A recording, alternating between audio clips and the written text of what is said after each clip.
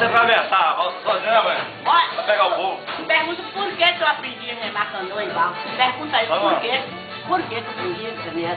Modo o estudo deles, pra eles nunca perder aula. Era meu professor, olha. Aprendi a remar estudo por causa deles. O rio cheio, que era um lugar perigoso, não era claro. Fundo. Muito perto do gorila aqui, de calçada. A sua avó aprendeu estudo, pode o quê? Pode ver o filho. Pode o meu. Sucuri. Hein, cara? Pode eles não perder aula. Porque os rapazes que entrevistavam, tinha hora que estava na mão que não tinha horário de chegar. E pode eles não perder aula, eu aprendi a remar na aula. Daniel, vai bater a manteiga, Daniel? Denite no Pantanal. Denite Marruá. Que bate, mãe? Não.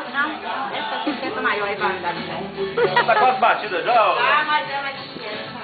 Essa aqui? Hein, cara? Isso vai pra posterioridade. Manteiga, E eu também. Para virar manteiga, mostra aqui, Daniel. Agora, Eduardão vai bater o creme que vai virar manteiga. Papo. Requeijão também. Aí não ficou ninguém mais na roça. Ela primeiro vai fazer os carocinhos, Daniel. Você aprendeu? Você sabe da talé? Você dá talé aí, Eduardo? Diz que vai virar manteiga, diz que vai virar. Ô, cara, pergunta se eu tivesse nós na talé, o mais Deus. As meninas ficavam na rua estudando. Final de semana, eu ia pra roça. Costa na barriga para firmar o baldinho.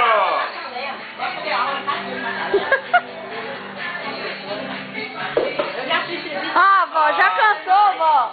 Já cansou, vó? O baldinho aqui é ruim de segurar. Mal começou, já cansou.